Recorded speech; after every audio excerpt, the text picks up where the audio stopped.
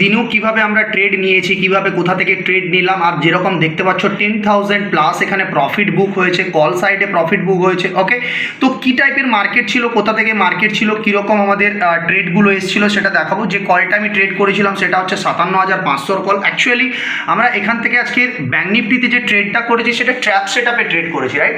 তো সেই trap set আপটা কীভাবে আমরা এক্সিকিউট করি সেটা যদি বলি, যে আজকের সকালের দিকে মার্কেটকে দেখতে পাবেন যে 15 মিনিটের মধ্যে মার্কেট কিন্তু খুব জোরে একটা নিচের দিকে পুশ করে দিয়েছিল। যদি আমি 15 মিনিটে মার্কেটটাকে দেখি, এটা আমার প্রফিটের দিকে ছিল। ওকে, তো যদি 15 মিনিটে মার্কেটটাকে দেখি তাহলে ইজিলি দেখতে পাবেন যে মার্কেট 15 মিনিটে আমাদেরকে কি করে, যে পিডিএল এর তলায় খুব সুন্দরভাবে একটা বড় সড়ো পুশ করে, কারেক্ট? এবারে কি করে তারপরে দেখতে পাচ্ছেন 15 মিনিটে পুরো পুশ করে।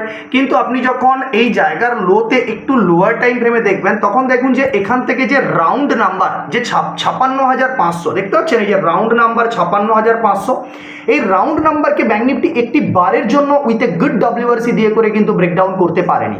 ক্লিয়ার একেবারে, রাইট? তো এখান থেকে কি করে, আমি এখান থেকে আমার ট্রেড প্ল্যানটাকে শুরু করি, যেটা মিনিমাম টু মিনিমাম আমার বাইং এভারেজ প্রাইস এসেছিল 321-এর কাছাকাছি। তারপরে মার্কেট যে এরিয়া অবধি পুশ করে এখানে 310, 5 অবধি যায়, তো এখানে আরও কোয়ান্টিটি পুশ ডাউন করি, পুশ আপ করি, কারণ এই জায়গা অবধি মেইন যে জিনিসটা টার্গেট ছিল কি, যে মার্কেট যতক্ষণ পর্যন্ত না আমার এই স্ট্রাকচারকে ব্রেক করছে, this is a 15 minute structure, right?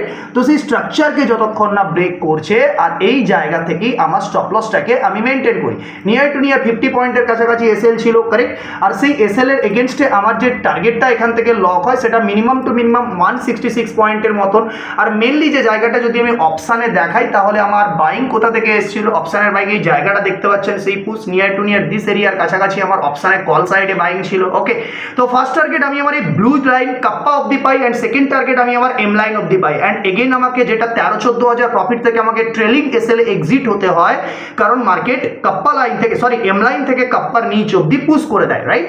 এবারে আজকের দিনে দেখতে পাবেন, এমনকি গত দিন থেকেও দেখতে পাবেন যে অপশানের মধ্যে একটা ব্যাড বিহেভিয়ার চলছে, লাইক দ্যাট কি অপশান ব্যাঙ্ক নিফটি এক জায়গায় স্টেবল রয়েছে, বাট অপশান ডাউন করে দিচ্ছে, অপশান এক জায়গা থেকে পুশ ডাউন হয়ে যাচ্ছে। এটা কি কারণে ঘটছে? এই যে আজকের দিনও আমি আমার প্রফিটকে হোল্ড করতে কন্টিনিউয়াস ভয় পাচ্ছিলাম, সেটা শুধুমাত্র একটাই কারণ কি, যে ভিক্স, রাইট? তো যদি আমি ইন্ডিয়া ভিক্সকে দেখাই, তো ইন্ডিয়া ভিক্সকে যদি আমি দেখাই, তো ইজিলি দেখতে পাবেন এখান থেকে ইন্ডিয়া ভিক্সকে যে নিয়ার টু নিয়ার 13-এ চলে এসছে, কারেক্ট? তো বিলো 15 যখন ভিক্স থাকে, বা বিলো 14-এর তলায় যখন ভিক্স চলে আসে, তখন অপশানের প্রাইস কখনো স্টেবল হতে শেখে না।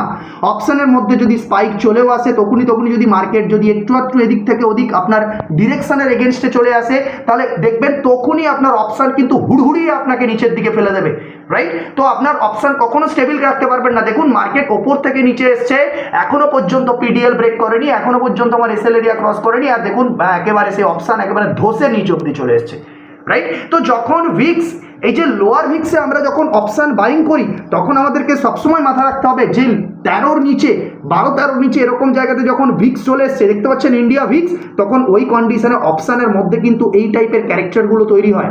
ক্লিয়ার? তো অপশানকেও কিন্তু ঠিকঠাক জাজমেন্ট করতে হবে এই ইন্ডিয়া ভিক্সকে কাজে লাগিয়ে। ইন্ডিয়া ভিক্স হচ্ছে এমন একটা জিনিস, এই জিনিস আমাদেরকে কি বলে দেবে, কখন মার্কেটের মধ্যে বিগ মুভ আসবে, আর কখন মার্কেটে অপশান প্রাইস দিকের মধ্যে যাবে, স্টেবল হতে পারবে না। ক্লিয়ার? তো দিস ইজ দ্য আলটিমেট। যদি আপনারা এভাবে শিখতে চান, প্রসেসগুলোকে, লজিকগুলোকে বুঝতে চান, তাহলে অবশ্যই গ্রোয়িং বুলকে ফলো করুন, সাবস্ক্রাইব করুন, right? So thank you for watching, and thank you and bye by.